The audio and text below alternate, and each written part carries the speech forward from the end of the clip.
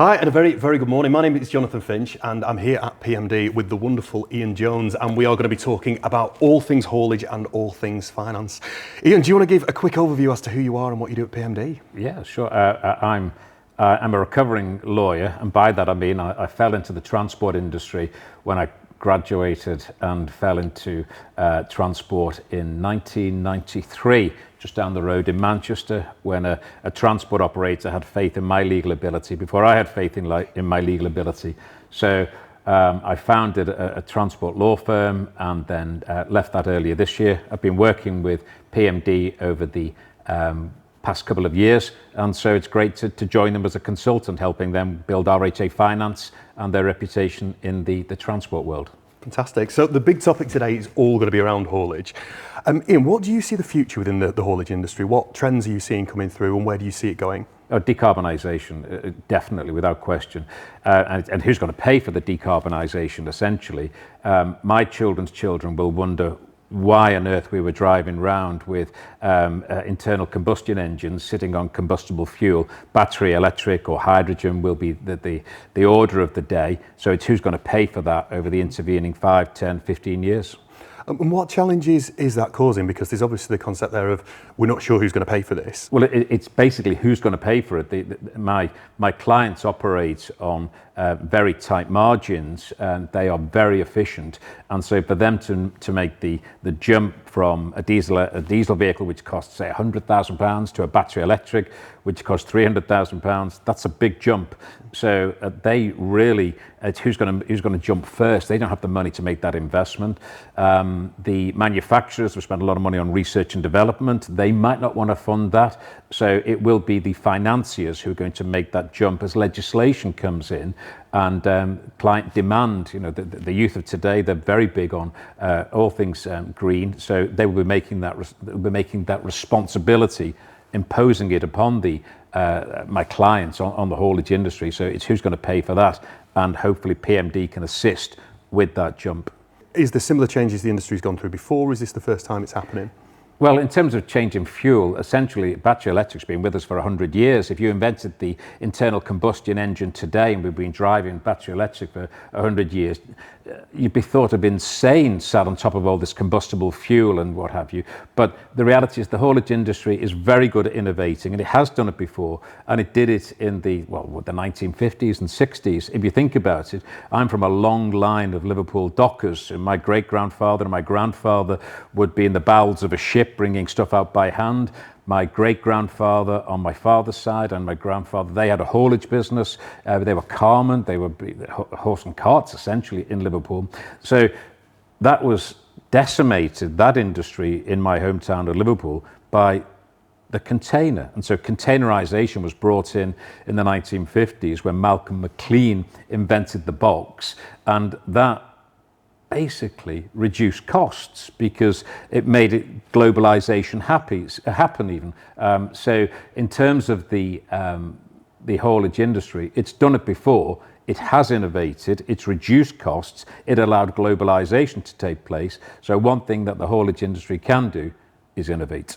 And you obviously speak to a lot of directors in haulage businesses at the moment, a lot of experience in this area. What are the most common mistakes that you're seeing at the moment in regards to decarbonisation, and this is a topic that people aren't thinking about? I think there's a tendency to wonder who's going to jump first, because obviously to make that investment is very expensive. And so my first ever client who had faith in my legal ability, before I had faith in my legal ability, we were going into court once, and as we were going into court, she whispered in my ear, "It's not the principle, it's the money." And that's the position here. I'm sure that my clients are very principled. I'm sure they are worried about the future for their children and the boiling of the oceans. But who is going to pay for this? And if they make themselves uncompetitive by investing and their competitors are not investing, they could be out of business. So the real issue here is to make the jump, satisfying the traffic commissioner, but also making a profit as well. So it's keeping those twin parallels running at the same time, wanting to invest, complying with the marketplace that requires decarbonisation, but also satisfying the bottom line and shareholders. So if I was a commercial director or a managing director of a haulage business at the moment, what things should I be looking at doing? What are the tangible things that I can do now to make sure that I'm not the last to jump and I'm ahead of the curve? I think I'd be talking to PMD and looking at the future and looking at the next quarter, but also the next 5 years, positioning your business so that it is still here in the next 5 years.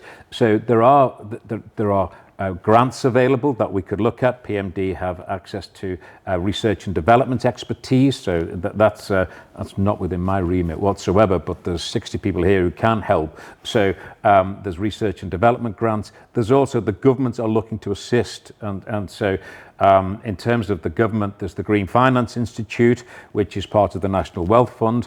I didn't know we had one until recently, but we have a National Wealth Fund, and the government are looking to guarantee the residual value of the vehicle.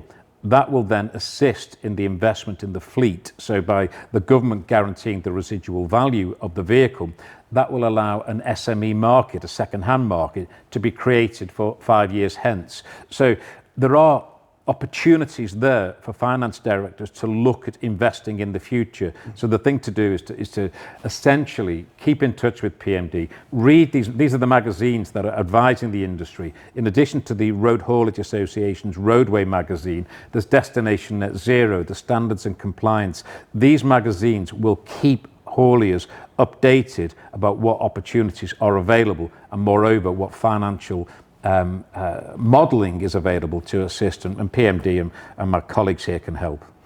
And the phrase green finance, I mean, this is something I'm sort of hearing more and more, but the two words really that you'd normally not put together, green and finance. For anyone who's sort of listening to this and is thinking, what is green finance? Just give an overview as to what that entails. Well, basically, green finance is looking at what the client needs for the next 5 years. And so it will be finance that allows the operator to invest in the infrastructure. So historically, when you're looking at financing, if you were a startup haulier, you could be a driver. We've had this when I was practicing as a lawyer. You would have a driver who wanted to become his own boss. So what he would do is he would go out, he would lease or get hire purchase on one diesel vehicle. He would then start running, he would then recruit another driver, he would then have a second vehicle, and he would build up a really good business. So that would be the finance that you would need to start a haulage company, and it would be done in asset finance. The change now, when you look at battery electric, is the infrastructure. So you don't just need the vehicle, the financing is going to be the complete infrastructure, and that might require a different operating depot. Are you near the grid? Is the infrastructure there for your existing operation to have access to the megawatt charging that you need? Or if you are in the Highlands of Scotland, perhaps you're not getting access to the electricity. Maybe you need to look at hydrogen, and I can bore you to death about hydrogen vehicles, I promise you, but hydrogen vehicles might be a niche application that's relevant. JCB are heavily investing in hydrogen because they think that that's the future for niche applications, whether it be their backloaders or you are running vehicles in I say the Highlands of Scotland where you don't have access to great deals of electricity. So in answer to your question, there are real opportunities for green financing in niche applications, but it will be the infrastructure as well as the vehicle itself. That's the change, that's a difference. And if you look at haulage as an industry, I mean, previously, if you broke it down, it was moving goods from one place to another. How are you seeing the AI and advancements within that? I mean, everybody's talking about AI at the moment. How are you seeing advancements in AI and technology supporting the haulage industry? Well, autonomous vehicles, only literally this week, I was just reading this week, Waymo, which is the autonomous vehicles, the taxi service in California, they just had one of their vehicles stopped because it was doing an illegal U-turn. But the police officer wasn't quite sure who to give the ticket to because on his citation book, he didn't have a box for robot. So essentially, autonomous vehicles are here. They're literally providing a taxi service in California. I suspect that's going to become relevant in Great Britain, perhaps with platooning or trunking. So essentially, if you're ever driving at night between 2 and 4 in the morning, there's not many cars on the road, but there will be vehicles, lorries trunking up and down the motorways of Great Britain. It's possible that they could be autonomous. They could be in platoons. So that's already happening. Sort of on depots and what have you. But certainly in Germany, I was reading, I read widely about the most bizarre issues. But people might not want to get in a vehicle that doesn't have a driver in, but you could have a driver that is sat at the depot, because you've got drones out there now that can be flown in the air without access to a human being on the plane. That is now a reality within the haulage industry. You could have a driver who is driving the vehicle whilst at the depot. This would eliminate the need for driver hours, rests and what have you. So you could have a changeover of driver in 45 seconds rather than the 45 minutes required under legislation. And there would be better facilities. You've not got the, part of the problem for the haulage industry is recruitment. And that's because the conditions on the road are not ideal, especially trying to include females into the industry. The toilet facilities are not appropriate. So if you would have drivers based in a lovely office like this with a coffee shop and facilities and time for rest, they could then drive the vehicles and there's better working conditions. You might then solve there's a 50,000 driver shortage in Great Britain at the moment.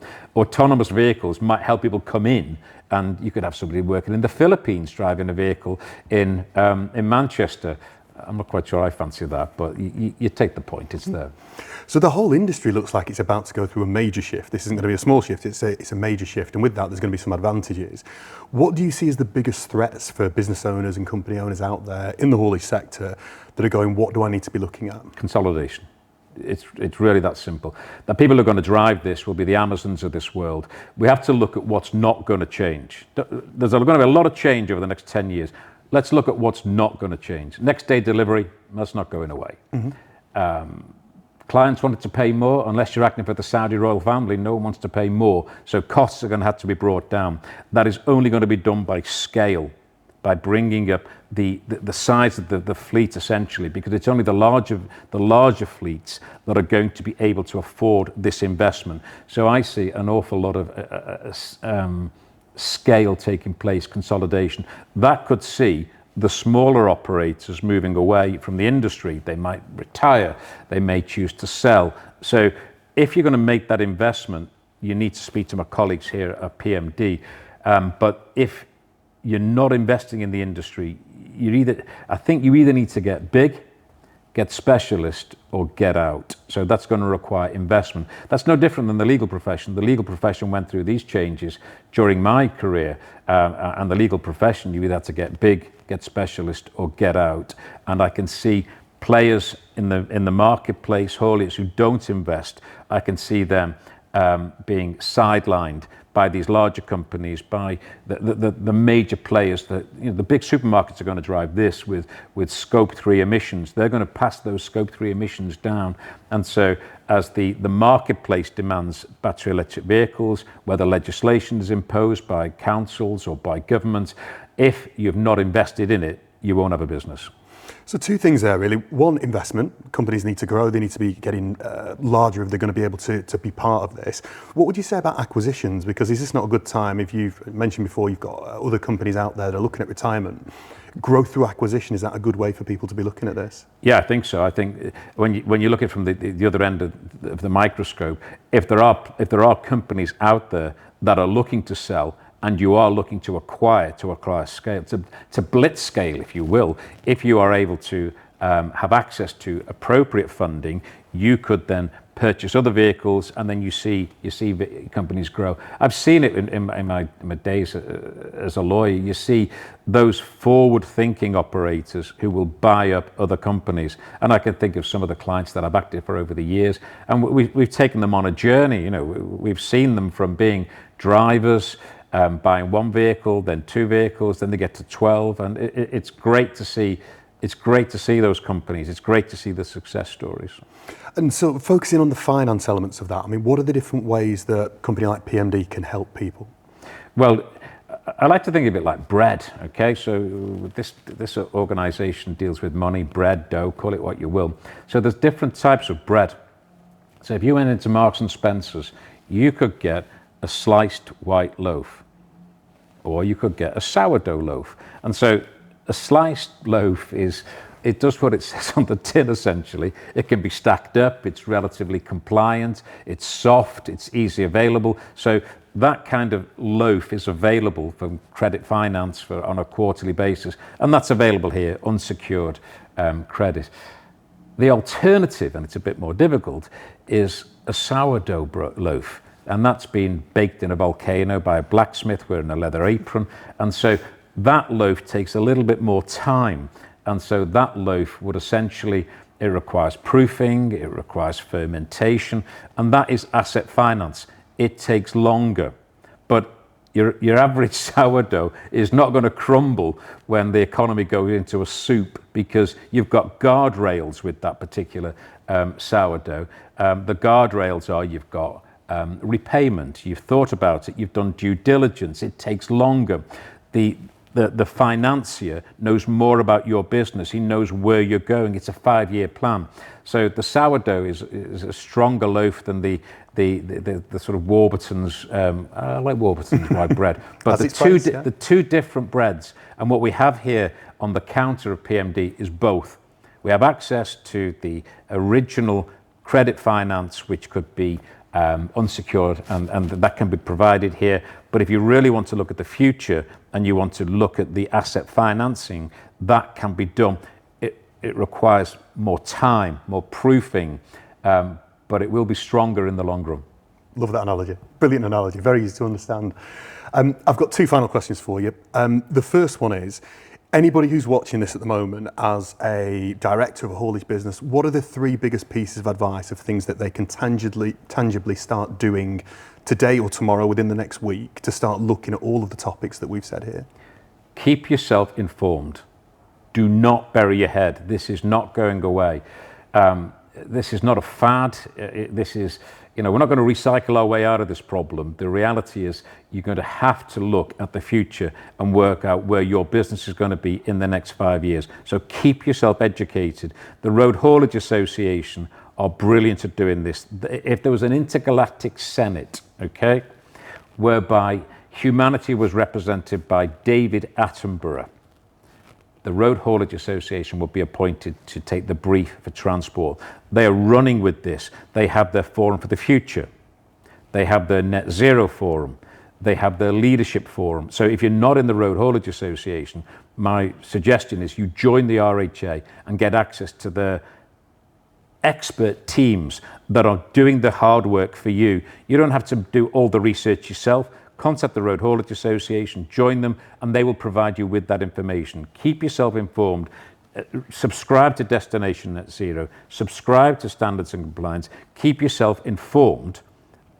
By doing that, you will know where to look, and then you'll know to come to PMD, because they are leading the charge. No pun intended, perhaps. They're leading the charge on where green finance should be. So keep yourself informed. Fantastic. You've actually covered my final question, which was, where should people go for information? So thank you very much for that. Destination Net Zero, Standards and Compliance magazine, but moreover, contact PMD. My colleague Joel Moffat is leading the charge. I've used that again now, haven't I? Joel is heading up the RHA Business Finance initiative. So you'll find him on LinkedIn. You can call him at PMD, and he will give you access to you can't see them, but I can see them. There's a team of people here, literally on the phones, providing finance on a daily basis to hauliers. I don't know the numbers off the top of my head, but I think PMD have provided 27,000 agreements over the past few years, provided 1.3 billion in finance. So the expertise is here. Make yourself aware of it and make yourself available to speak to the very friendly team that are out there. Money can be a frightening thing. People are worried about talking about money because it opens up a Pandora's box. But my colleagues here are very friendly. They will assist you. Fantastic. Ian, thank you very, very much for spending some time with us. Really, really appreciate it all today. Guys, if anyone does have any more questions, we'll make sure there's contact details below this post. Ian, thank you very much for your time, and we'll see you again soon. Thank you.